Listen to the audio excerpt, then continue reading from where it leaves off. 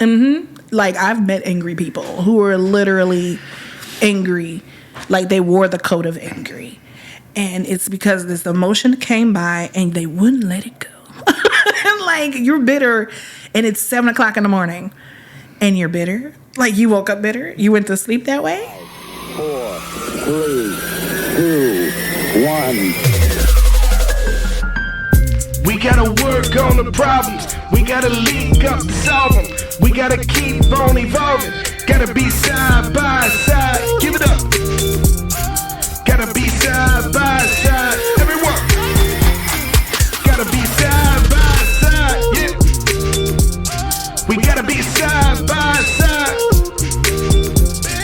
Gotta be side by side. We gotta be side by side. Everyone. Gotta be side by side. Thanks for tuning in to Talks with Tatum. This is the Side by Side podcast, and I'm so happy that you're here with us today. Today we got something special. We're in a new environment. We're down in Dallas, Texas, visiting family, and there's some special people down here. And one of these special people is Coach Bri. Thanks so much for being with us. Thank you for having me. Yeah, this is great. Late notice to schedule it, but we made it all happen. And won't it work itself out? Yeah. Won't it work out? Well, God shows up every time, right? I'm happy. So I met you a number of years ago. Probably, wow. Carry the one. Like, it's been a while. 6 years ago. It was a long time ago. So when I first moved to Texas, I had to get a job, right? I was in the middle of school doing that stuff, but I needed to get a job to, pay those little bills or whatever. Okay. And the only job that I could really find at nighttime was a job at a call center, not to be named. It wasn't a great gig, but I go through training. I do the whole thing. Granted, very alone in Texas. Don't really know anybody. And go through the training process, and then I'm out on the floor in the call center. And the very first person that I'm introduced to is my supervisor, which just so happens to be you. Yes. And you met me with so much energy and positivity and just warmth. I was like, I'm going to be okay. Right. We're okay here. I'm going to be okay. And I was happy and content to wear sandals to work every day, and shorts and a T-shirt, and get to read in between calls and just have my brief interactions with you. And then I made a poor mistake of applying to be a supervisor, and the whole thing changes. It changes. It changes. And then you end up leaving that gig, and you've done some awesome things from there. But what is going on in your world? I have been busy. Yes. I have been so busy. So as you know, I'm a single mother of 3. Well, let me not say single. We're going to say waiting. Okay, I like it. We're going to say waiting mother of 3. And, I built my brand. Once I left there, I really had to hone in on the gifts that God gave me. I picked up a few other jobs, but I have a long resume. Yes. My resume is a novel. Okay. I'm just like, wait a minute. Do I not like authority? What's going on? So it's a long list. And it got to the point where God just kept pushing on me. He kept pressing on me to, hey, you need to be helping other women. You need to, there's people like you that need to be moved forward. They need to be free from whatever it is they're going through. Went through a divorce. There was days where I didn't know where the money was coming from for rent, for food, for lights, and God would show up every time. There would be people who would contact me and like, hey, can I cash app you $500? Things like that. And he sent a few people, my best friend, my mentor, to really just help pull me out of this hole. So from there, I grew, I blossomed. And the Lord was like, there's so many other women who are just like you, So Unstuck Coach was born. How about that? Born. And I was certified in 2019 as a life coach. And then I didn't do anything with that certification. because, and so I didn't do anything with that. I got recertified. So now I have 2 certifications. Okay, As go a ahead. life, invisible hair flip, as a life coach and as a mentor. And the Lord was like, okay, at what point are you just going to stop using education as your idol and do what I said to do? Wow. And here we are. He got sick of me. Yeah. So here we are. What's the kind of pivot point that really made you do that internal work to say, hey, I'm blessed with all these different gifts, and I'm not living into those gifts? Because Right. I mean, you were working several different jobs that allowed you to do some coaching, to do some teaching, to do some of those different things. And in your life as a mom, as all these things, you're living out some of these things. But what's happening in your spirit to say, hey, you're not maximizing yourself? Right. Yes. Great question. For me, it was nothing was playing out right. I found that delayed obedience is still disobedience. And when you're out of line of God's will, things won't flow. So things just weren't flowing. Things just were not flowing. The jobs here and there, kids out of control here and there. People would always come and ask, hey, can you coach me? Like, hey, I see you do this website. Can you do this website for me? Or, hey, you talk a lot about purpose. Do this. And so the only thing that made sense was the constant pull of people pulling the same things from me. They were, hey, I need purpose. Hey, I need you to help me with identity. Hey, I need boldness. And so when I saw that there was flow over here with the constant pulling, something clicked in my mind that said, Brianna, yeah, you got people. You got some people waiting on you. Yeah. You're assigned to these people, and these people are drowning. Can I tell you a dream I had that really did it for me? Okay, and then I'm going to stop talking. So We're here for you to talk. okay. So there was a dream, and it was like the Titanic. Okay. And we were out in the ocean, and there was like just these red flags that were just stuck in the water. And I saw people with their hands up. They're in the water and their hands are up. And I'm in a boat and I'm passing them by. And I'm just like, hey, I see you. All right. Hey, how you doing over there? Hey. And then I'd reach out and then I'd take my hand back. And I heard clear as day the Holy Spirit say, these people are drowning because you're not in your assignment. I need you to do what I say do. And that did it for me. I said, oh, he got blood on my hands. I don't, let me not do that. There's some conviction there. There's some conviction yeah. there. And like I said, it just flowed. So that's where the pivot came from. Wow. I know, right? I mean, that hits heavy with the spirit because, especially with a servant heart. Yeah. And all of those leadership skills to have it be thrust in your face of all the opportunities that you're missing. Yeah. To touch, to bless. Absolutely. To spread the gospel, even just to spread the gospel. Yeah. Just to be a light to somebody. It's huge. It's huge. And I'm just roll your boat, I'm just passing them up. Yeah, one of my best friends, his dad, is a pastor now. He always talks about, that you might be the only Bible that somebody reads. And it's so true. And we don't think about it in that capacity all the time, especially just as we're so focused on survival. We're so focused on where I need to be and what I need to do. And then you throw family in the mix of that and all the other responsibilities. It's easy to have blinders on. Absolutely. And you have blinders on a multitude of different reasons, but also for your vision of what you think your life is supposed to be.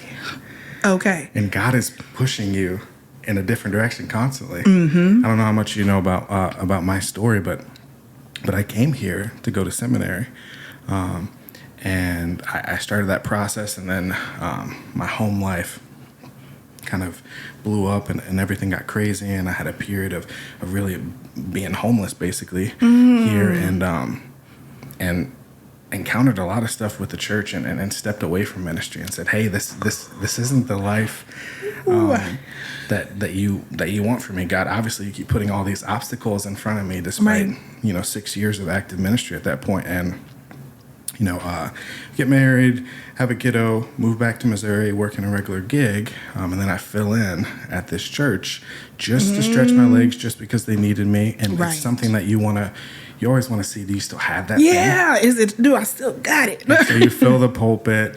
And I remember the moment, stepping in that pulpit and saying, oh, God, I've got some repenting to do because I made a mistake in just living my own vision for my life and turning away from that call. Mm-hmm. And as much as I tried to turn, God spins you back around. Spins you back around. Oh, and it's a beautiful thing. And when you're living in that purpose, you can feel it because it's like you say, everything flows. Everything flows. It's a beautiful thing. The Holy Spirit is not chaotic. He works in chaos, Yeah. but he himself is not chaotic. And it may look chaotic on the outside. Everybody's like, oh my gosh, how are you juggling all these things? Why are you doing this? Did you lose your mind? With your spirits at, the waters of your spirit are at peace. Mm-hmm. It's a calm Mm-hmm. there. And people, it's that pull again. So when you're in the flow of what God is really telling you to do, and like you said earlier, you have a picture of what you believe your life is supposed to be, and the Holy Spirit is like, that's not what I said. And so once you're in that flow and you're on assignment, the things that you've been wanting in God's will is now coming to you. You don't even have to chase some of your dreams. Like, it was in flow. Mm-hmm. So now it's on its way to you. So who would have thought I would have been doing a podcast, YouTube interview, Yeah. But yet, because I'm on assignment, here it comes. Things come to you. It Absolutely. Comes. Yeah, it's the Holy Spirit. There is so much vanity in this idea of vanity and ego tied into this idea that we have this vision for our life and we're certain if this is the way that it's supposed to go, this is how it's going to play out. Whether it be relationships, whether it be career, whether it be, just our entire lifespan. Yeah. Right? And we assume that however limited our perspective it is, that it's the right perspective. Right. And we don't give God the credence that God has this vast perspective. Come on. So much bigger than ours. And God sees the things that are coming, far before we ever see them. Mm-hmm. And, God may be trying to steer you away from that obstacle that you are so stubborn and headstrong that you're destined to hit that wall. And guess what? God's going to let you run right into that wall. He's going to let you do it. He's going to let you run right into that wall. Going to be with you while you do it, but going to let you run into that wall. And there's something in the surrender to purpose, to assignment, to giving up this clinging to having all these things that we want. Yeah. That we ultimately get all those things that we want. In the end. And it's like you said, it's an ego thing and it's such a control thing.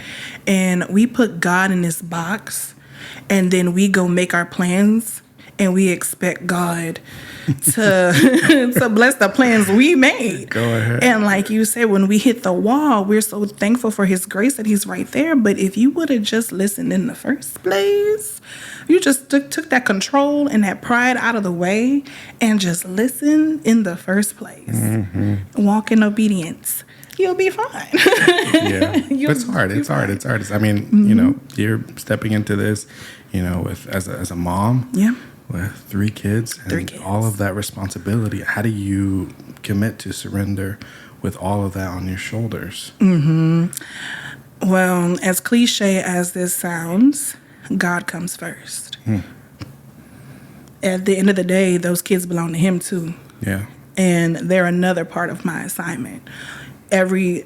Each of them have their own gifts, and I'm like, oh, you gonna be a little prophet, aren't you?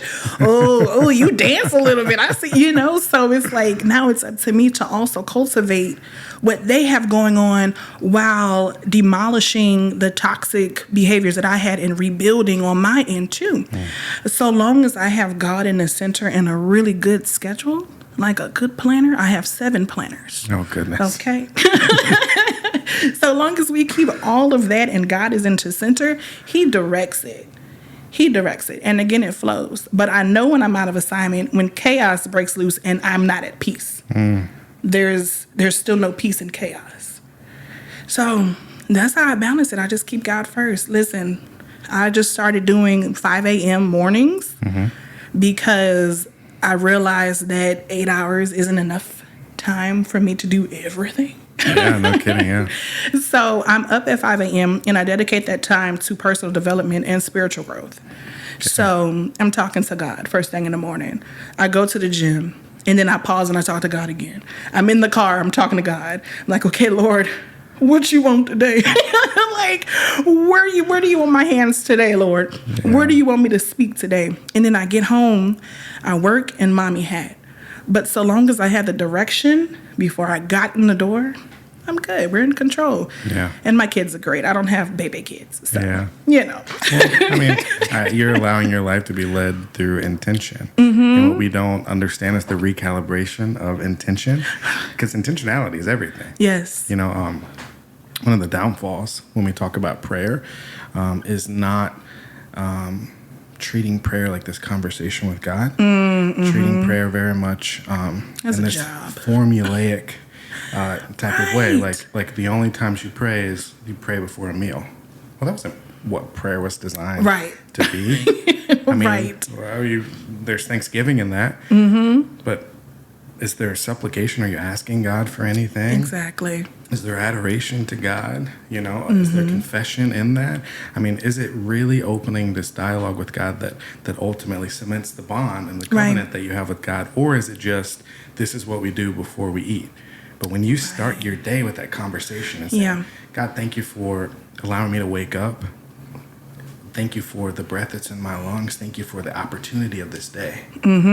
I know yesterday I did the best I could, but I'm sure that I could have done better. Thank you for the opportunity of today. Thank you for waking me up, letting me do this again. Walk with me through it. Yeah, it's conversation. It's conversation, and when you set your intention in that way, then everything's going to flow through that. It is very much like water. It's all flowing. It's all flowing. And I make my conversations with God are very strategic and personal. God knows He already knows it. He already knows it.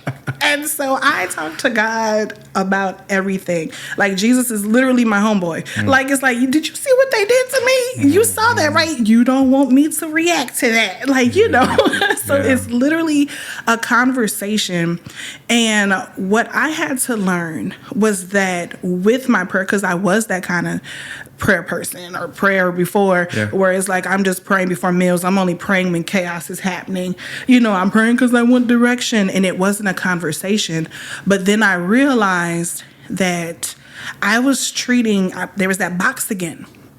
And as God is my father, because I wasn't so concrete with my relationship with my natural father, that's how I went to him. I went to my natural father when there was chaos. Yeah. I went to him, hey, it's dinner time, what am I eating today? Provide for me. I went to my natural father that way.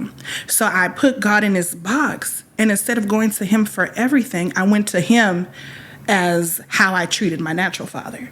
Wow. So when I broke past that and realized, no, this is Abba.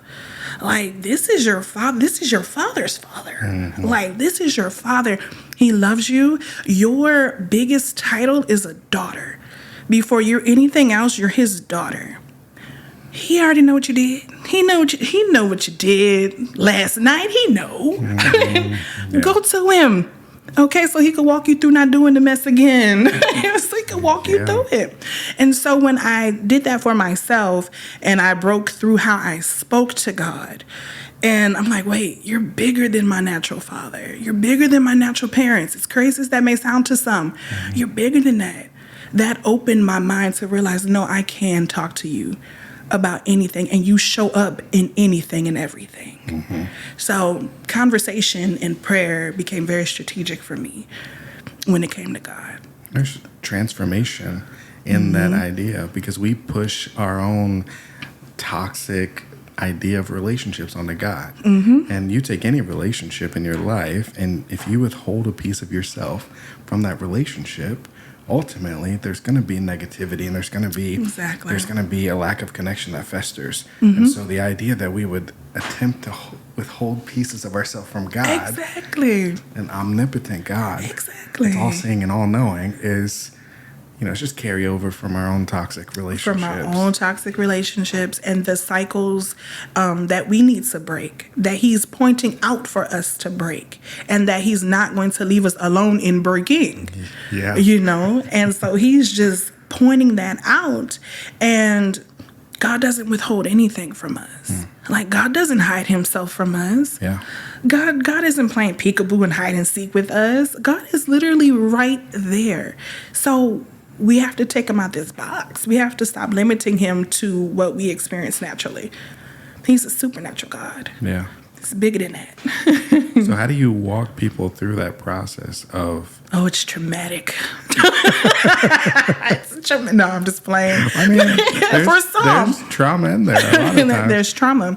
I start my clients off with discovering the root of things. Now, I'm not a licensed therapist, but we get real close. Yeah, of course. We get real close Yeah. to that.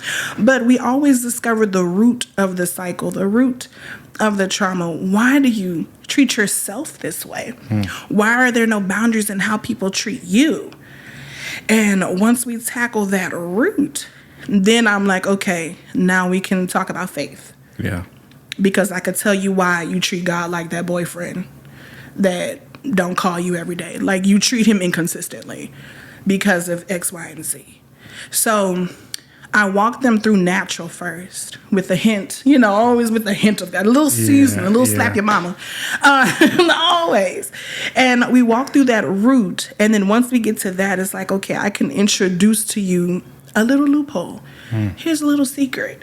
That's why you go to God. Let's turn it around. And it helps every time. I've seen so much change in my clients in regards to faith and assignment and identity when they realize the limit they was putting on God in just conversation. Are you finding, as you walk people through that process, that people's faith is tied more to the institution of church and the idea of religion more so than an individual relationship with God? Oh, see, you're getting messy there. Oh, you're messy. I'm a pastor. I have a church, but we can go there. It's not messy to me at all. Yeah, but that's true, and yes. Yes, because there's no search for them. They don't search themselves. Yeah. They don't search themselves. They don't really ask God, hey, search my heart and tell me what I have going on. Search my heart so I can know. No one's really having that conversation. They're like, no, pastor said yesterday that Psalms 91. So that's all my conversation is this week. Yeah. So yeah, I do believe that it's a limited perception. And we it's kind of interesting for the idea of church and the institution of individual churches. For as much as we help people, we hurt people equally as much because let's even step outside of the realm of the people actively participating in church, Right. and just look at the image of what church is that gets portrayed, right? You only get so many opportunities to make a first impression. Right. And when the most forward presenting people in a church movement are people that turn off Yeah. the public, whether it be heavily prosperity gospel, whether it be heavily not pouring out love into the world, Right. and just condemnation, whether it be churches framing things like they're their own special sacred institution and not that this is God's church. Right. All of those things are huge turnoffs to people from accessing spirituality and ultimately an individual relationship with God. And then all of that trickles into Yep. into congregations as a whole. Because I'm going to church Right. not to worship the pastor. Correct. I'm going to church to praise God. That's it. And I'm going to church to praise God when I don't feel good, when I feel great, Amen. when my pockets are full, Hallelujah. when my pockets are empty, Hallelujah, anyhow. when I'm uninspired, and when I'm filled with motivation Right. and inspiration in all of those different seasons. And in every season, I'm called to praise. Right. And it's through the commitment and the surrender to that praise, to that service to God, that ultimately that pivot happens within our spirits. But we kind of just go to feel good, right? Feel good. I want to hear a message that makes me feel Make good. me shout. I want to hear music that makes me feel good. Right. I want to leave from church with a huge smile on my face, and I have no desire to do that for my No congregation. desire. No desire. No desire. Right. My job isn't Right. to make you feel good. Right. You know, some Sundays you're going to leave and you're going to feel inspired and full of hope. And some Sundays you're going to leave and say, was he talking about me? Some Sundays you're going to leave feeling Right. convicted. Some Sundays you're going to leave saying, I don't know what the next step for us to take is. Right. But every time you're going to have what God has called me to say. And every time you're going to have a spirit tug. Right. And that's from God. That's not me. You're not there to worship me. Right. It ain't about me. Okay. Because if it was about me, Okay. we'd be eating cookies every day in church. Bring we'd the be singing all Oreos. the happiest songs. And I Right. would be preaching, you know, that God wants everybody to have $1 million every day. That takes boldness for you to do that.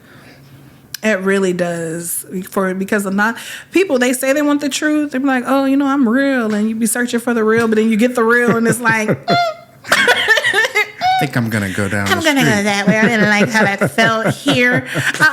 So that takes a lot of boldness not to be drawn off of people's emotions, but rather on God's pull. That takes a lot of boldness. But see, that's the relationship piece, because I think we can all, everybody that's ever been in a church context can name an experience where they felt like they listened to somebody speak and they could tell that they didn't have a genuine and authentic connection with God. Right. And when you're listening to somebody that doesn't have that unique and individual relationship with God, you're hearing nonsense. You're not hearing God speak, right? Right. It may make you feel good. You may agree with what's being said, but you're not hearing God speak Right. through a person. Right. And so when you build that relationship and that rapport and you demonstrate, I do have that relationship with God, and it's not about me. It's about us. It's about all of us growing and evolving in the way Yeah. that God called us to. Then people are much more willing to take a bite of whatever you're serving them. And it may be sour at first, and then it may turn sweet, you know. It may be Sour Patch Kids, Sour Patch you know? Kids, you know? But there is trust in that relationship there. And that's the beauty of the institution of church, because you Right. can't get that just scrolling through the internet. Correct. And listening to the best sermon. Oh, that sermon was amazing. Right. You got no relationship with that person. You don't know where that's Right. coming from. That can speak to your mind, and it can speak to your spirit in some way, but it's not going to speak to your soul Right. in the way that God wants it to. So relationships are important. Very much so. So are you leading people to finding those communities as you're walking through this faith process? You know, it's interesting because it's not really like a conversation that's had. You know, for my creative entrepreneurs, my business is twofold. I help faith-based women who are looking to get unstuck in cycles, and then I help creative entrepreneurs build their community and tell their story, you know, their digital footprint. And so when dealing with faith, I'm always on the individual. You know, like, man, we got to get together. Like, like you got to get it together. And I don't really mention anything about like community as far as church, but I teach them how to build like their own community. And so long as we have the principle and the foundation of Christ, we can gather. Like, we can gather, you know. But it's gonna be something I'm gonna start adding. Hey, I mean, are you looking at your? I mean, because you're doing all of this individual work to create the relationships. Are you? I mean, is the next leg or arm you creating that community within all of those people that you're touching to have that intersection? Because the community piece is right. It's the piece that ultimately links us even beyond the individual relationship with God. it's the push and pull, Right. And the idea that you fall in a hole and all these people are willing to jump down in the hole Right. with you and say, hey, I've been here before. I know the way out. And you can only get that piece through community. Through community. Yeah. And you're already cultivating the community. You're right. You're right. So is that another assignment on you? Look at you giving me assignments. Yes, we can say yes. Look, we can say yes now. We can say that is a direction. Okay. You are creating that community. Already. And so I think of it like this. So if you're the first Bible that somebody reads, right, and you're the person that's causing that shift in the brain to start thinking about the way that God is intersecting your life, Right. how much more powerful is it? And it doesn't have to be, we think like in a lot, but how powerful is it for you to reach out and make some of those connections, or, you know, to have the whole group together and then, you know, offer, hey, here's a devotion I found, or those different things to the larger group, because you're that entry point. Yeah. And you've already built that relationship and that trust. And so that same thing that could be somebody else's content or whatever Right. hits in a completely different way when it comes from you, because you've already done all the work of that. Yeah, I see what you're saying. And so, you know, whether that's a special community or whatever that is, Yeah. that's just the,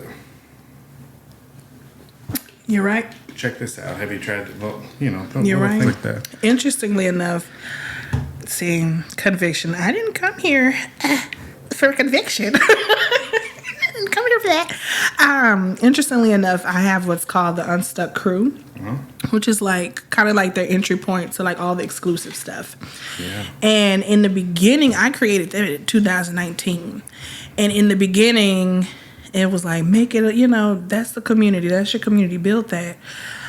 I'm not constant with those people. Yeah. Well, it's hard. It's hard to. I think it's just the consistency of it. Like, we would have Monday night motivation, and those would turn into full-on sermons. You know, and then that'd be it. So I guess it's just building the separate content, you know, for them versus what's outside, what I'm putting on social media. Which can be incredibly simple.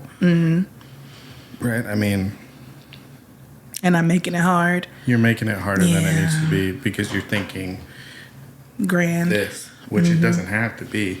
You know, those people just want connection and they want touch points. Right. And so the touch point could be, it's lunchtime on Wednesday, 30 minutes. Right. Let's go live or whatever. Yeah. And just have a chat and a check-in or whatever. It could be Right. very simple things. It could be you making a 2 or 5 minute little video that you just film with your phone.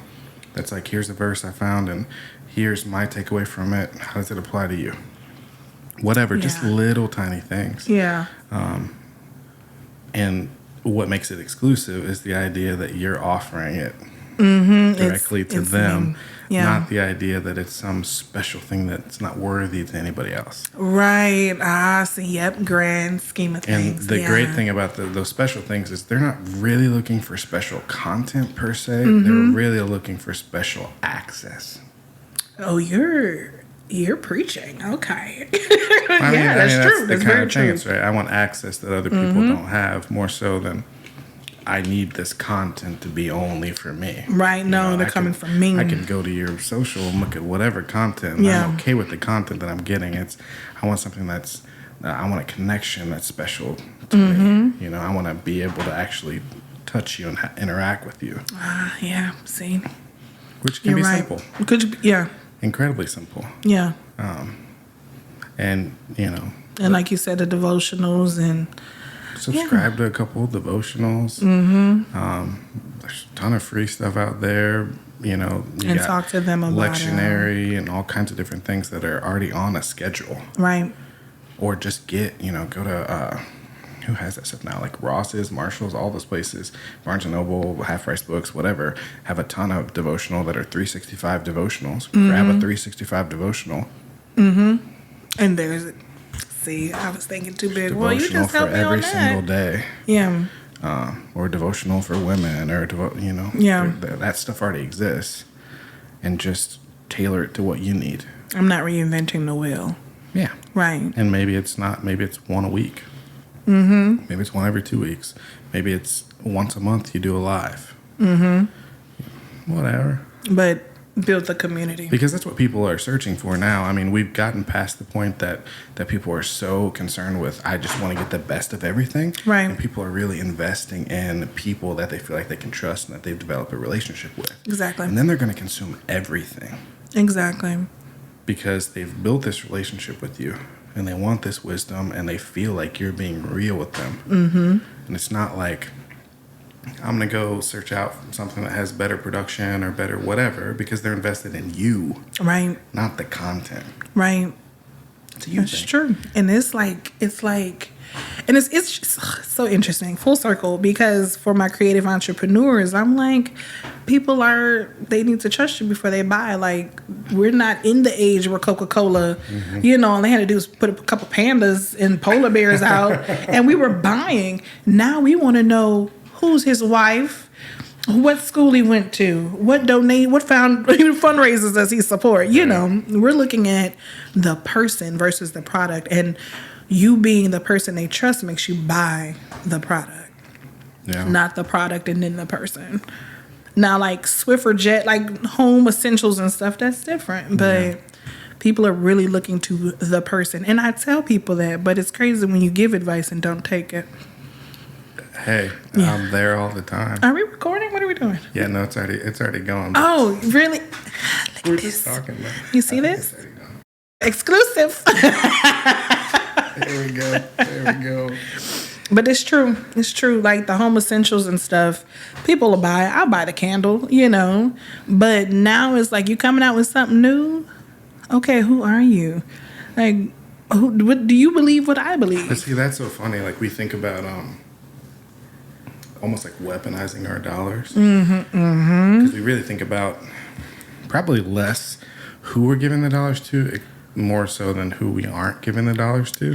That's true, though. But we think about that, but we don't really consider what we're opening our minds to, because we kind of recklessly consume content, mindlessly almost, and the things that really resonate with us, that we find ourselves gravitating back towards, are things of real substance, because we're consuming so much that isn't of substance. Right. And I think a lot of people aren't even recognizing that that's what they're gravitating towards. Right. Because you always have a screen in front of your face. Always. But if we can get to that intentionality place of being mindful, then I think it just gives people like you that much more of an access point to people, because they recognize this is real, this is fake. This is fake. I always, I preach it. Come off of social media. Give yourself a digital detox. Unplug. I want to start. Okay. Look, now you can hold me to it. I want to start worship nights and gatherings where no phones are allowed. Like, no phones, no kids. I'm sorry, don't bring the kids. That's okay. Like, no phones, no kids. And we take the time to detox ourselves from that screen, and we go into a place of intimate worship or like just conversation, and we get back to let's talk versus, did you see that? It's so funny though, like we think of these environments and we don't think about intimacy, but you're going into the bedroom with your partner, and you're bringing a phone. Ain't nothing going down. There's that. You've stripped all the intimacy from that encounter, and it goes to across the board. You want to go to some music environment and you start record. You're sacrificing experiencing the intimacy of the moment for 20 seconds.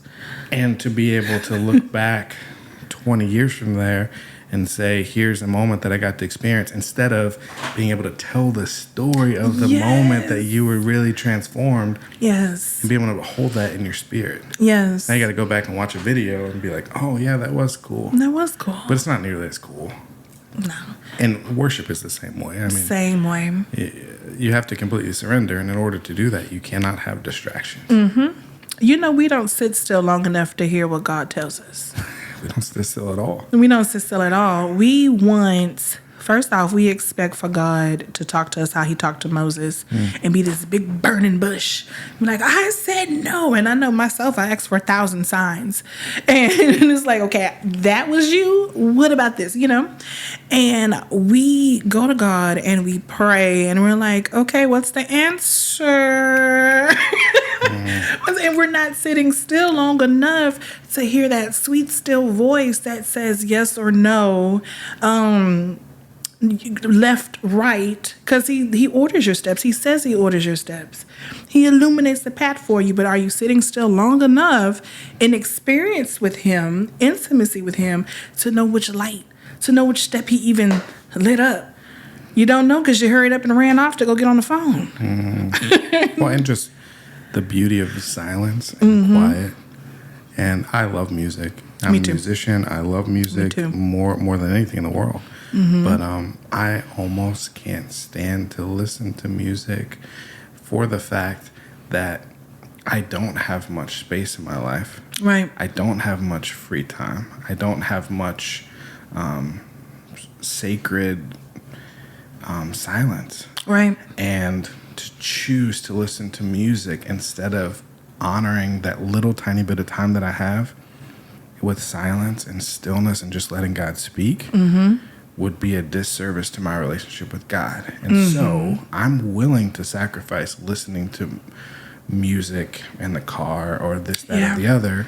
Just to hear. Just to hear nature and the world and to allow God that space to speak. Are you ready for a story time? Yes. All right, story time. So I went to a conference, well, I will not name, and it was back in 2019. I went to a conference, and it was like all day, right? But it was powerful. Like, it was just impactful. But everybody was so ready to get to lunch, right? Everybody was so ready to just get up and go do their own thing because we've been sitting down, taking notes, crying, shouting on the floor all day. Yeah. And so the host is like, okay, you know, there's a Chick-fil-A around the corner. There's do-do-do-do. Go ahead, you know, go. Everybody is up and runs. Something in me says, the Holy Spirit is like, sit still. I need you to see something. And I said, like, ooh, like I got the pain in my side. Lord, I'm hungry. And the Lord was like, no, I need you to sit still long enough. And that's where I got that silence part from.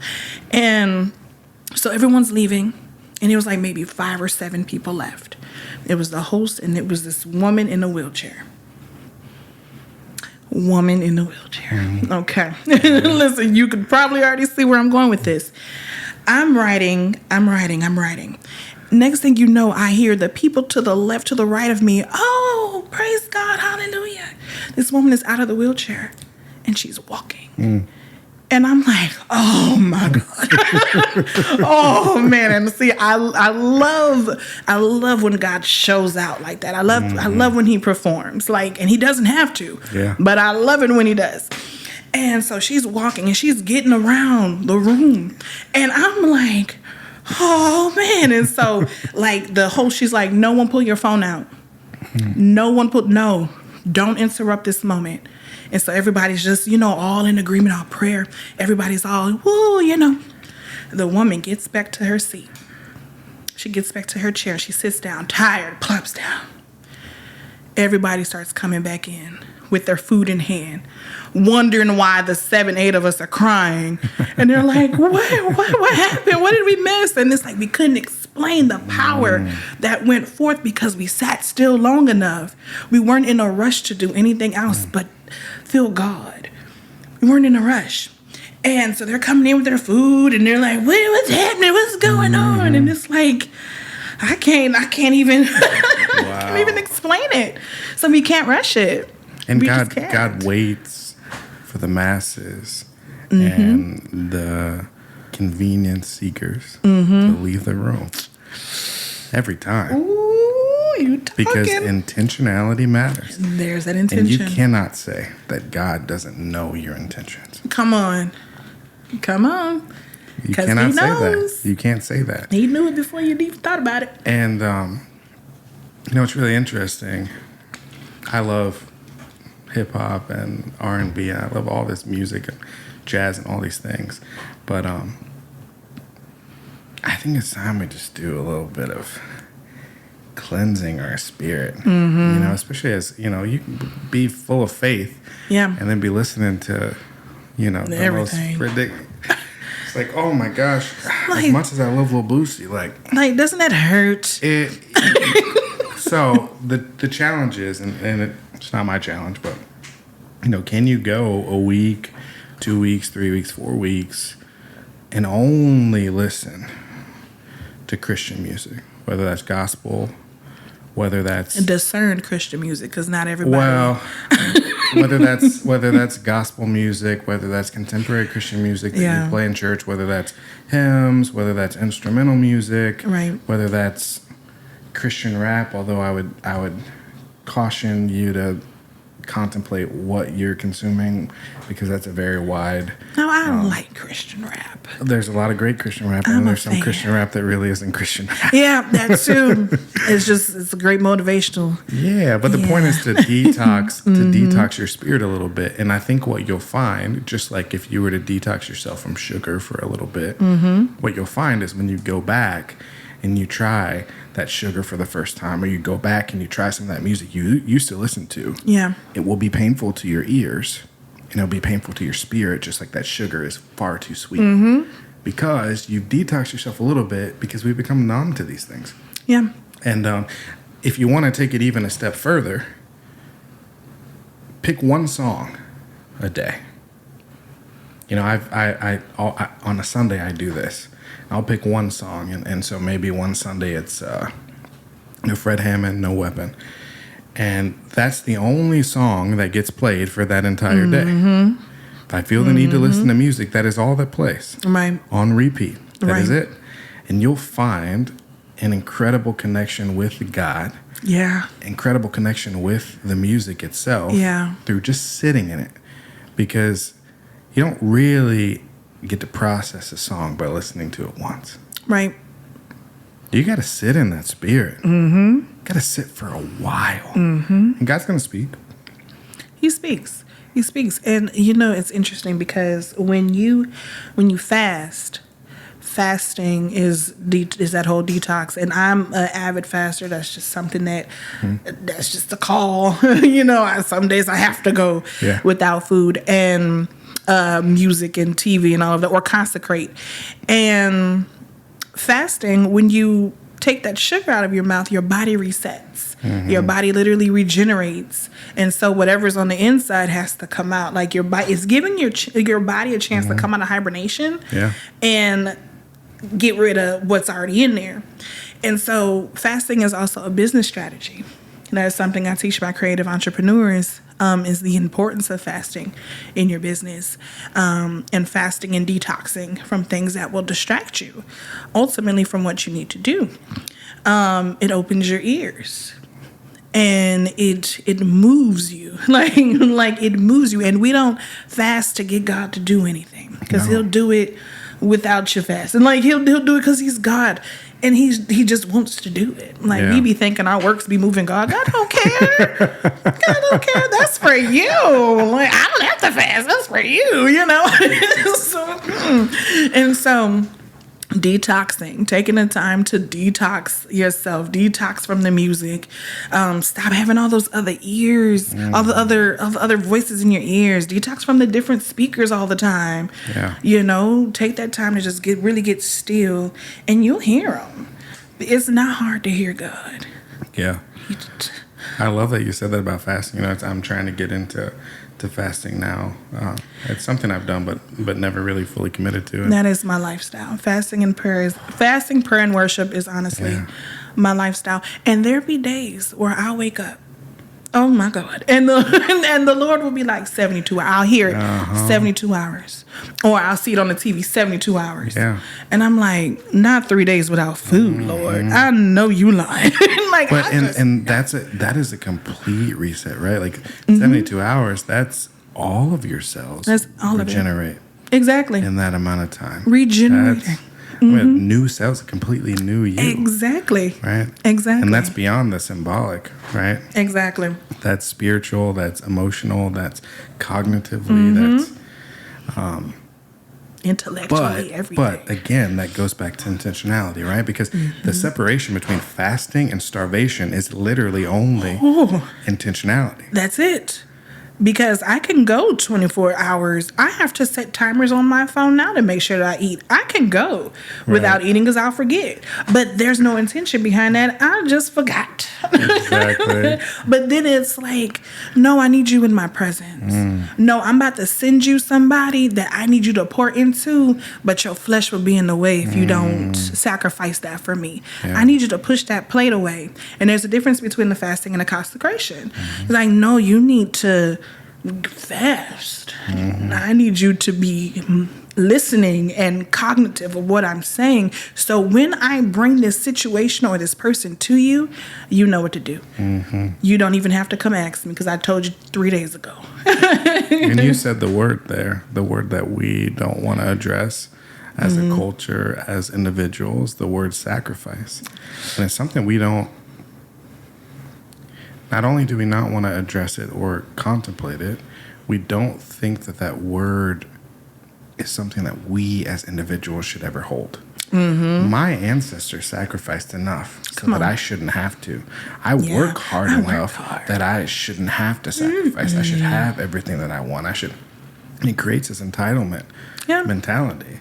And that trickles into every relationship. Yeah. Try going to meet a new friend and make a new friend with this entitlement mentality and see how long that friendship lasts. See how long that romantic relationship lasts with that entitlement mentality. Because no, not you coming in and wanting to make a partnership, but it's about you. It's not going to work. It's not going to work. But if you treat sacrifice as something that is holy and something that's beautiful, it trickles to everything that you do in your life. And in order for your cup to be filled, it can't be full. Can you say it again? In order for your cup to be filled, it can't be full. Where's the organ? It cannot be full. It cannot be. You have to pour. You have to sometimes go into a place of, I need to sacrifice this plate or sacrifice my mouth. Let me not say what I wanted to say. Let me have that self-control. What? Let me not say that. Let me not post that. How dare you say that? Let me not do that and sacrifice this feeling, this emotion, because there's something that you need. But if my entitlement's in the way, you're going to miss it. And there's that piece is pride, right? Our pride in giving too much power to any feeling or emotion. The idea of the emotion is that you experience it and that emotion passes. And that it passes. So that the next thing can happen. Yeah. But when you cling to it, we put it on and we wear this emotion or this feeling as our identity. Like, I've met angry people who are literally angry. Like, they wore the coat of angry. And it's because this emotion came by and they wouldn't let it go. Like, you're bitter and it's 7:00 in the morning. And you're bitter? Like, you woke up bitter? You went to sleep that way? And I get it. I get it. I don't. I get it. I totally get it. I totally get how that emotion came and you grabbed it and it felt good and it felt convenient and you said, this is who I'm going to be today. But what I don't get is the idea that we would choose to continually do that. Right. I get momentary weakness, right, but I don't get the idea that you would continue through your entire day and all the interactions that you have through the course of the day. Right. And you would continually make that choice at every single turn. I get you wearing it for a minute.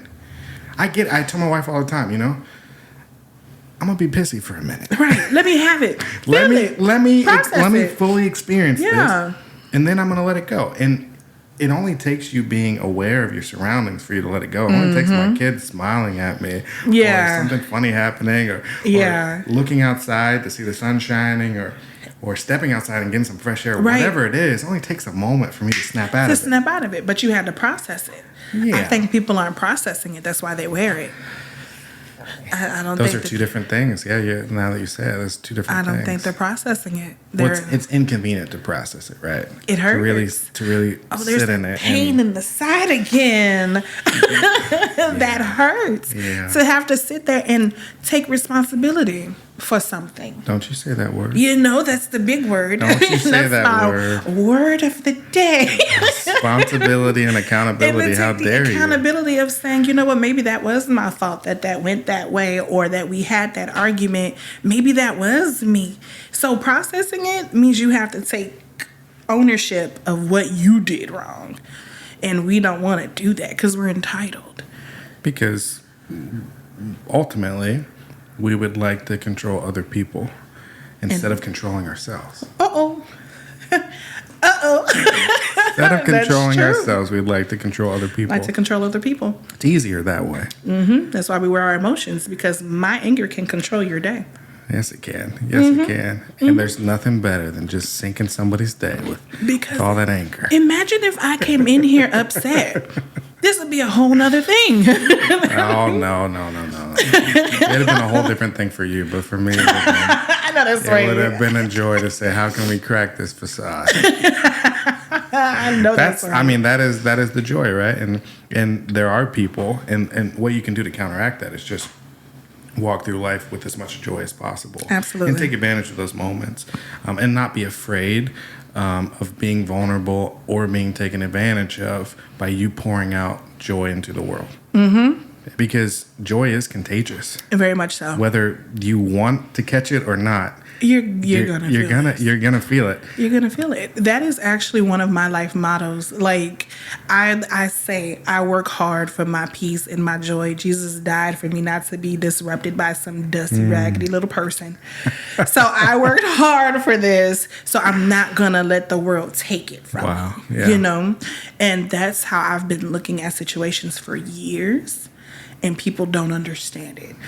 People are like, why you didn't cuss them out? You should have cussed them out. And I'm like, nah, and give away my little shelf of joy. You know, Jesus died, you know. So I wouldn't have to cuss them out. They gonna get theirs. Yeah.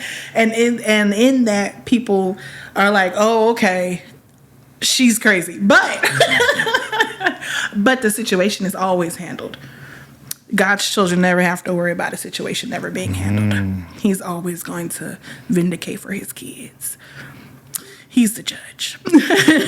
So I let him have it, and I'm going to keep my joy on this witness stand. I'm going to keep my joy, and I'm going to tra-la-la. That's a different level of surrender, though. Mm-hmm. Because on the other side of that, especially when you're talking about servanthood, is the potential to get burnt out. Absolutely. The potential to, in our minds, empty the cup beyond repair, right? It's a fear that we all carry. Yeah. And it requires vulnerability and trust in God to continually pour the joy, to continually fight back our, what would be natural instincts. Mm-hmm. How do you replenish that spirit to do that? Mm-hmm. Because those moments build upon each other. And it does. And it takes a toll. Mm-hmm. Just because I choose joy doesn't stop the circumstances and situations from coming. Like, just because I choose my reaction will not stop a storm from trying to brew. And so for me, it goes back to that silent, being intentional about going back to God and finding things that bring me relaxation outside of this. And so I replenish by unplugging. And there will be days when I'm like, no, I'm not talking to anyone today. I don't want to talk because I know my assignment is to pour. I know that as a child of God, I know that one of my assignments here is to pour and keep pouring. But I know that while I'm pouring, he's pouring in. But understanding that it may come to a point where I may start to shatter if I don't let him pour in. Yeah. So I take the pause that's needed and I shut everything out, including the children. Okay, listen, go by granny. Yeah. Mama needs a second. And I take that time and I allow room for him to pour in. I'm also real quick to forgive. Yeah. I'm also quick to forgive. Forgetting is another, A whole different thing. that's a whole different thing, okay? But forgiving, I'm quick to forgive. And that also helps the burden not be on me, because I've learned that in forgiveness, it frees people from your cell. It frees people from this jail when you just forgive them. Stop holding them hostage to what you have going on. Yeah. And so I've learned that in my forgiveness and letting them go and letting them, go on about your life. I forgive you. I don't have to deal with you after I forgive you. That's where people get messed up. Right. They think because just I forgave you, now we back buddy buddy. No, there's some boundaries because Yeah. I let you play with me once. You're not going to do it again. That's not asking for that type of access. Yeah. Right, you're not getting that access. But I forgive you. You're free from my emotion of hate. You're free from my emotions of torture. You're free from that. And that also helps keep me replenished. That also helps keep my cup full. And I have extracurricular activities. Like I'm learning my guitar. I sing on the side. Like I pour into my business. I read. I still read. I like books, And like people think that's strange now. And so I find other ways to fill in that puzzle piece that was missing when I let you take that emotion from me. I love that. So you're trying to do all this stuff and carry all this stuff. What's the importance of having a team and a circle that support you through the whole thing? That is so important. People it's not lonely. People say it's lonely at the top. Okay, they say that they give you this, but it's not lonely. Your circle just gets smaller, right? Like you start to see who can handle certain conversations and who can handle talking about this amount of money and all of this, and it's so important to have people around you who are on the same path or close, similar path. Yeah. To bounce ideas off of, to when I need to cry, I have someone I can call, and vice versa, versus trying to just be this wall. So you're saying you got it like that? Like you got a dedicated cry person. You got a person for everything. You know what? You know you're on another level. You got a dedicated cry person. Got a dedicated cry person. But I had to learn how to put people in categories, is what it was. I had to learn that not everybody can know and comprehend everything as much as I would love to tell everybody all of my business. There'll be some people who just can't handle that. Yeah. Or they don't have the capacity for it. Not like they'll be jealous or anything. Yeah. They just don't have the capacity, or they don't know what you're talking about. I can't go. So hypothetically, okay, we're speaking this to existence. I can't go to my homie who, is facing foreclosure and say, yo, I just signed a $90,000, deal on do boo boo boo boo. Yeah. And expect for them to celebrate that the same. Yeah. So I like to respect people's capacity of things. Yeah, that's And emotional people will show maturity you. too. And people will show you what they can handle. People will show you. And so I learned in learning how to put people into those categories, I now know, I could cry to you about business. Because you're an entrepreneur. Right. I could cry to you about church stuff. Because you understand where I'm coming from. And you're blessed if you have all of that in one person. Right, it's hard to find, right? Yeah, it's hard to find. Because we're not that in a lot of ways. We have different spiritual gifts and emotional things that we bring to the table, and not everybody has necessarily the depth or capacity in every place. And that's okay. It's okay. It's like one of the beautiful things about public school. Yeah. Is like, you grow up thinking you're Billy Badass, and then you meet Billy Badass, and you realize I'm good at math. You know what? Yeah, you know what? I like chess. I'm going to stick to this. I'm going to stick to what I know and what I'm good at. And exactly. Yeah. And I dabble. And I need you to know that Bri showed up deep, okay? She showed up with a whole team here. She brought a stylist and a videographer. What? She showed up like the sweepstakes at the front door. I was like, what's my going on? camera I didn't have to fill out any paperwork or ask to be recorded or anything. She showed up with a camera in my face, the Sign whole an team. NDA. Wow. No, but she showed up with a friend, and she was so gracious and Yeah. like, wow, like I to love have her. that champion. Yeah, I love her. She claps for me. You need people around you that claps for you and that don't have any hidden agendas. And that goes back to that being intentional with God, because he'll expose people to you. Yeah. When you have that prayer, and I don't advise praying this prayer, but when you pray, show me the people around me and expose who's not in your will. Because everyone's on assignment in God your will life. reveal it to you. And you're like, and God's like, oh, you said will? Let me show you. And next thing you know, Tim, Billy, and Sally, somebody done stepped on your big toe and broke your toenail, because that happens to us women, okay, with acrylics. Don't look at mine, they're not done. But, but like when you have that prayer and you really put God in the center of your relationships, you start to expose it.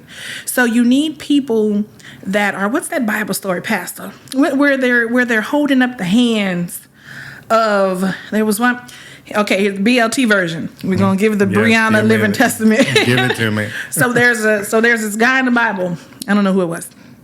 Can't remember. Don't blame her. Don't blame her. I want her to completely tell this story. I'm not going to jump in at all. And so here he is, right? He's right here, and they was at war, and he was like, yo, I'm getting tired.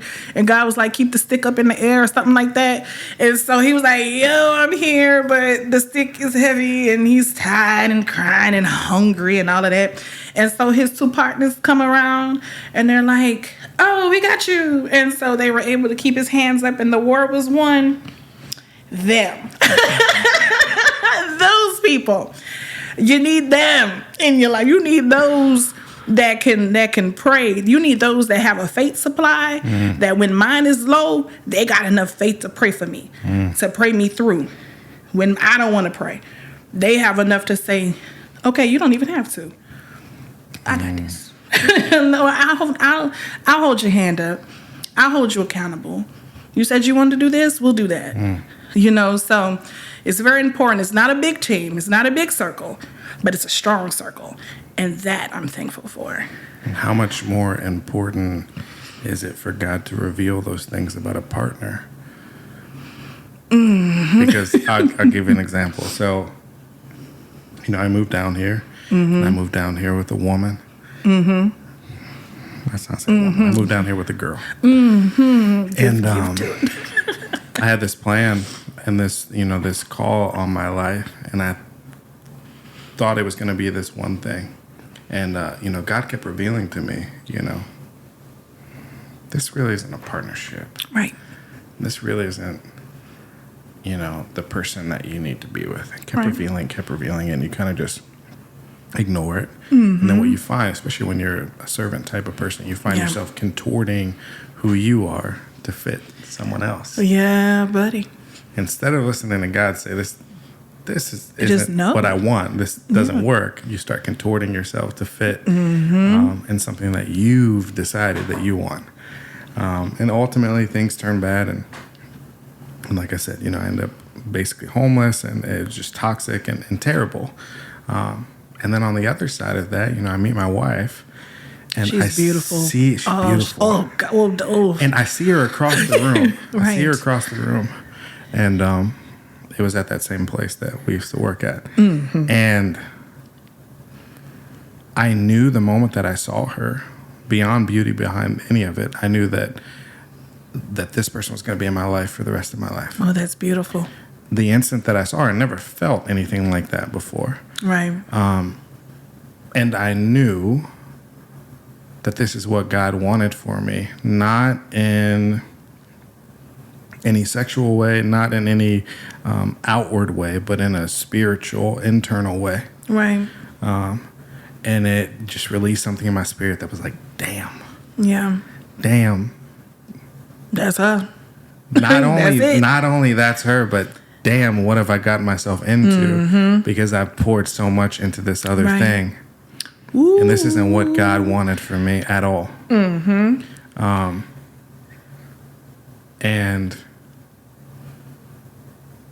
it's hard and it's messy and it's chaotic to unwrap our mess. But with God, it's easy. It's easy. It flows. It's so easy. And God puts in front of you the people that He wants to be in front of you. So, mom of 3, entrepreneur, successful person, leader, faithful person. Yeah.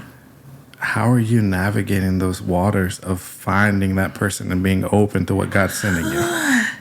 There is a lot of urine in those waters.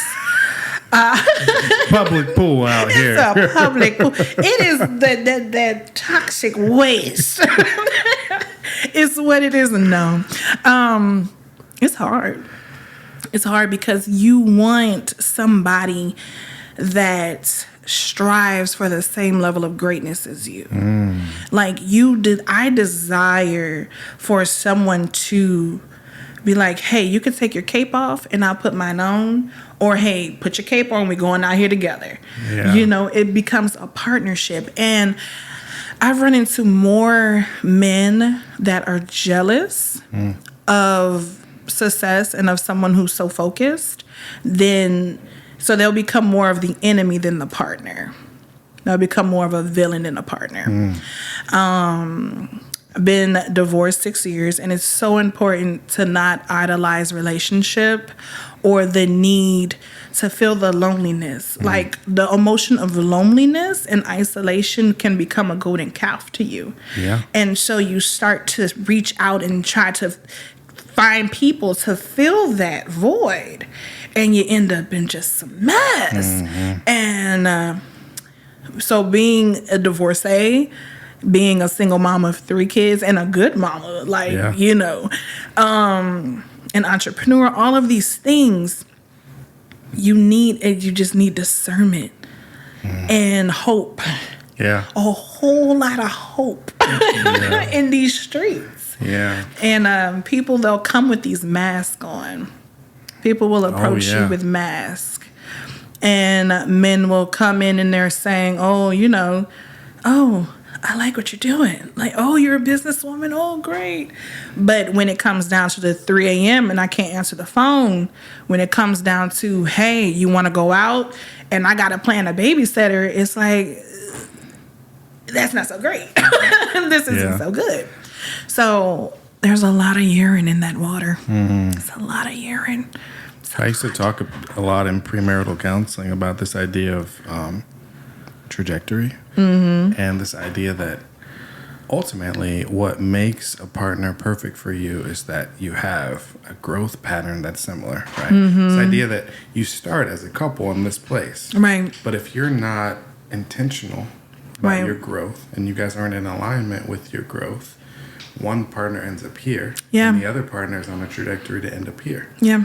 Now, there are awesome things that can happen in relationships, and the idea that growth doesn't have to be linear, right? You Correct. can have growth that's exponential. Correct. But the idea is that you end. We're ending at a goal. At a similar point. Yeah. And that way you can lift each other up and you can hold each other through that. And dating today feels like a whole different thing than partnership or collaboration. It feels like, what have you done for me lately? What can you give me? It's a very selfish era. It's the season I called it. I titled it the season of the savage and the season of the spoiled. And either it's what can I get. You can't buy that. I don't want it. You know, even for the men, look at the PS5, all the jokes that was coming out around, can she get you the PS5? You know, it's a whole get and take, and no one is trying to heal. No one is really trying to love. I'm old school. I feel like I am a 90s, like Different World, Wayne and Whitley, Dwayne Wayne and Whitley kind of thing. And no one wants to really search themselves deep enough to where they're ready to give and receive. Go ahead. You know, no one is really searching that. Everybody's so surface level right now. And we could blame a lot of it on what they show, a lot of media. They're not showing you the happy couples. They're showing you basketball wives. They're showing you the fights. You got what's a face, body yaddy yaddy. You know, you got all of these things. And if they're not lining up with that, if the individual isn't searching themselves to say, no, this is the quality I bring to the table, I don't have to be what social media is showing me. They're not searching that. They projected anything. Is there so what we've seen in our culture is a degradation of community and love. This idea of being involved in things that are bigger than you is something that's fading away. Yeah. Where's the adult groups that meet? Exactly. Where are the Bible studies? Where are the support group? Where are those groups where adults gather and engage on a deeper level? Do you got to camp out outside of a therapist's office to find this man that wants to work on himself? You exactly like, oh, I see. You know, is that you? You know, Because they're out there. I mean, men are having the exact same conversation, and there's authenticity and vulnerability in people to say, I'm searching for something deeper. Yeah. But the turnoff is if 9 out of every 10 people that you encounter are only operating on a surface level, Right. whether that be because of past trauma, past hurt, whether that be because of fear, whether that be because they don't know anything deeper than that, if those 9 people that you encounter first are only operating on that level, at what point do you stop seeking Exactly. something deeper? Exactly. And so come time the 10th person come around, you're tainted, you're jaded, you Savage season. You know, we're in the 7 now. I gotta go out here and get it because what else am I gonna do? You know, it's a matter of spending time with yourself and that accountability for yourself. It goes back to what we were saying earlier. Like you really have to be willing to search, to dig, and then your love won't hurt me. Like you trying to encourage me won't hurt me. I won't take it as you just trying to tell me what to do. When no, really, honey, he was trying to motivate you to do better. He was telling you to get up out the bed because it's now 11 o'clock in the afternoon and you have done nothing. You know, but instead of you taking it as a motivation, it's a girl. He trying to tell me what to do. There was no search in her. There was no search. There was no healing. If you can't be accountable with yourself, how could you ever expect somebody else to be accountable with you? Exactly. Well, I mean, it goes to the same thing of loving yourself. You know, if you can't love yourself, how can you expect anybody else to love you? And that's where I am right now. Until the Lord, this is what I'm saying. The Lord has to literally highlight this man, right? There needs to be naked baby angels that flies around him. And I need to hear Usher. There goes your baby. That's what I need to hear before I just jump in there. Until then, baby, I'm dating myself. I'm learning myself. I am in tune. I'm intentional about healing. I'm intentional about my relationship with him first. I'm intentional of being a mother to my kids and helping my clients, man. Like free them, get them unstuck. Yeah. The right man would come around. Ruth was working in purpose. And then Boaz came and found her. She wasn't not looking for him. He came and found her. And then it was go lay up by his bed and yeah. you know. So Wow. Until then, I'm searching. I'm searching myself. I'm healing. I'm letting God make me the construction site. You know, he's tearing down and rebuilding all at the same time while I'm building others. And I'm letting him do that. And so therefore I don't have time to play with someone. If I'm over here healing and working and helping these women get unlocked and go forward in assignment, what makes you think that I'm going to deal with a dusty, raggedy little boy? You know? Because he didn't go through healing. He didn't go through his healing. Yeah. So there's urine in that water. And maybe I'm just in the wrong kind of pool. You need some filtered water. Maybe I need to give me a little filter. But until the Lord sends those naked baby angels. And some usher. Mm-hmm. Well, I love that you framed it from the very beginning, is the idea not that you're single, not that you're a divorcee, not any of these things, but that you're waiting. Mm-hmm.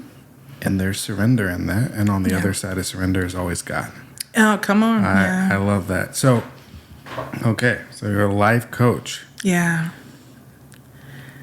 How do you coach yourself through life as a life coach? One thing's for certain and two things for sure. I never teach anybody anything that I have not been through myself. That is a commitment of mine. If I don't know who I am, I'm not about to teach you about your identity. And I'm still trying to figure mine out. Now, even though we are on a journey together, I tell my clients we're on this journey together. There's still some knowledge that I have to help you get to where you need to go. I'm holding your hand, but like from up here, So I will never tell them anything that I have not had to learn. And so I'm constantly in a state of reevaluation. I'm constantly in a state of accountability. I'm constantly in the state of when I show up, the room has to shift because I'm in here. I'm constantly in that mindset and constantly having my ears open and learning and taking away pride so that I can learn, so that I can be filled, so that I know that, okay, I handled that right. Let me go help her. Let me go help her. So I'm just in a constant state of transformation. It's just where it is. I can't tell you how refreshing it is to hear humility. Well, thank you. Is something that is you just don't find.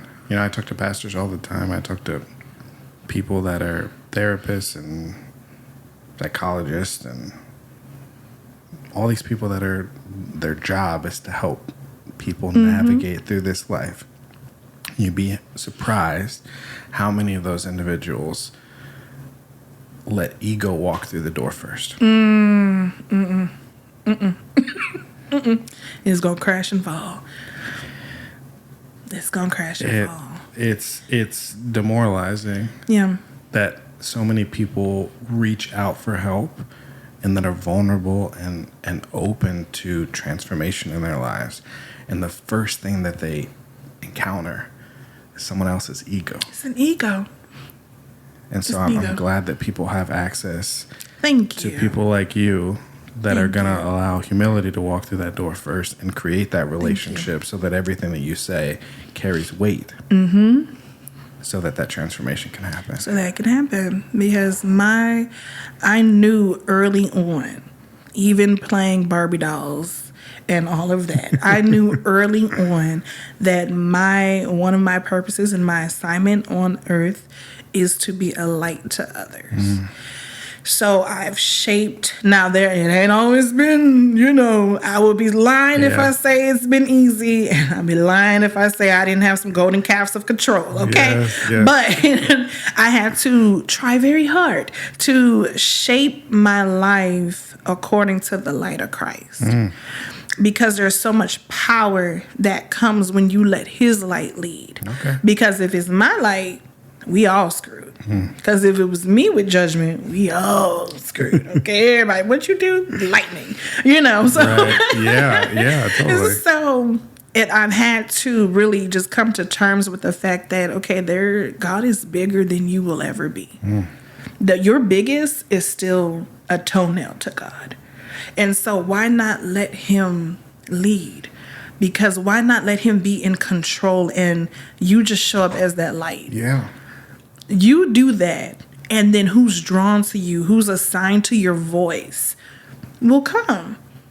But you have to get in the habit of letting him show up first and knowing that everything around you is under assignment and jurisdiction of that very light. So it has to shift when I come in here. And let's be honest, as much as we want all of the glory and everything that comes with being in charge and calling the ultimate shots. We don't want that smoke. Ooh, you don't want that. We don't want it. We don't want. We as broad as our shoulders are. We don't want that We don't responsibility. want that. I'm gonna let Don't God put it have on my that. shoulders. Yeah, I'm don't gonna let put it on God my have head. that. I don't give me need that. Because I'm going to mess up. I don't and need you're going it. to be mad. I don't need it. You're going to be I don't mad. need it. I trip too much as it is. You see what I'm I saying? don't need it. Because I catch a temper. Okay? Y'all thought God's wrath was bad. I catch me a temper. You don't Keep want it me. simple. Like, you don't want me to do it. So, yes, I had to choose early on. I had to make the decision. My life called for me to make a decision of what's leading when you walk in. But that is a point that you have the option to go a completely different way than you did. And so how special that God gave you a path that led you here. Oh, amen. Special stuff. Special stuff. Special stuff. And can we talk about how many times I was disobedient to the call? Can we talk about how many times I heard the assignment, heard what he said, and I went the other way because I don't want to hear it? Or the stubbornness, the anxiety that comes with following his voice, like all of those, the depression, the isolation, like it's not easy, but with him it is. And I chose, and God teaches me every day, not to let the shame of some of those decisions carry with you. You let that shame go. You let it go. Stop trying to bring to life things that have died a long time ago. Can we say died on YouTube? Is Yes, that a we word? can. Stop calling to life with things that have died. Yeah. And so the shame from disobedience, the shame from just like, Lord, I hear you, but I'm not about to do that, doesn't carry with me when I follow his will, when I'm in his will. So I'm very thankful for where God is bringing me, because it's him. Like, if you knew me without God. And even living into that doesn't prohibit those moments of intense anxiety, fear, doubt. I mean, Jesus himself. Yeah. Why have you forsaken me? I mean, you can't say that. You can't say that it's not something that we will experience along the walk. Right. But on the other side of it, on the other side of recommitting to God and surrendering to God, God always shows up. He always shows and up. shows out. And shows out, because that's what he does. I tell God, show off. Listen, show off. Go ahead. And so for anybody that feels as if they've strayed too far off the path or the will or the assignment, just go back. Like, you're not stuck there. The premise of the foundation of the whole Unstuck teaching, for me, Unstuck coaching, is that you aren't stuck in your cycle. Like, you aren't stuck there. You're not bound to feeling that way about yourself. You're not bound to those decisions that you made. You're free. Come on back. Come on back. There's a party waiting on you. Yeah. So if you feel like you've strayed away, turn around. Just turn around. It's incredibly easy and incredibly difficult. At the same time. It's as easy as you allow it to be and as hard as you make it. Yeah, because there's a lot of things we don't want to let go on that other side. This other side, disobedience is fun. Yeah, it is. Yeah, it is. Yeah, it is. Disobedience is fun, okay? But There's a lot of fun on the other side, too. exactly. There's a lot of fun on the other side. You have to make your choice. Yeah. So how do people access some of your coaching, some of your teaching? Yeah. Where do they find you? Yes. Okay, so everywhere. I'm on Instagram under Unstuck Coach Bri, Twitter under Unstuck Coach Bri. You can visit my website at justbriannanicole.com or unstuckacademy.co. Okay. And Alrighty, so we'll get that linked up in yes, here. I'll get those links. And Mr. Michael over here, the hostess with the mostest, has convinced me to pick back up my YouTube channel. There we So go. we'll have that pretty soon. I'll be sure to get the links to you. Okay. Well, I'm beyond in awe of what you've managed to make out of your skill set and your gifts. Thank you. You know, from the moment that I encountered you, I knew you were rocking with a little something different. Yeah. And certainly not being utilized Right. in the way that you could touch as many people as possible. Yeah. And how you've managed to pivot continually and transform and allow yourself to be used as what I would call a lamp bearer of God is special. And all of you, I want you to take advantage of this person's wisdom, her heart, her spirit. Check her out. But also to be willing to surrender to the way that God's calling you, to the way that your spirit is yearning to evolve and grow, and lean into what's next for you. For it's all that easy and it's all that hard. Thanks so much for tuning in, and we'll see you soon. We gotta work on the problems. We gotta link up to solve them. We gotta keep on evolving. Gotta be side by side. Give it up. Gotta be side by side. Everyone. Gotta be side by side. Yeah. We gotta be side by side. Gotta be side by side. We gotta be side by side. Everyone.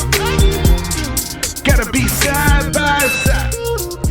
When I used to do church camps as a counselor many years ago, we had a thing that was called a raccoon circle. Does anybody know what a raccoon circle is? So it's just a big rope, basically, that's in a circle. And you take it with a group of people, maybe you have 10 people. And the goal is everybody has both hands on this circle. And it makes a circle, right? And you're standing across from somebody, and the goal is, as a group, to go from standing to sitting, all while holding both hands on this rope. And the only way that you can do that is if the weight is balanced. If there's one person that just decides, I don't trust this group, and I'm not going to fall on my backside, everyone is going to fall on their backside. It requires each and every member of the circle to equally give all of themselves, to trust everyone else around that circle. And then guess what happens? You all sit down, quiet and cushy on the ground, and then you stand up and you realize, wow, what I couldn't do by myself, we can do together. And that's what a church is. That's what the body of Christ is. Everyone holding each other up, turning to your neighbor and saying, I'm available, right? But if even just one of us refuses to give all of themselves, even just one of us makes this whole thing just about them, then we all fall. Then we all fail. My friends, it's not about you. It's about us. It's about God. And what do you have to offer on this day? Do you have your heart? Do you have a spirit? Do you have gifts? What do you have to give back to God and to this community?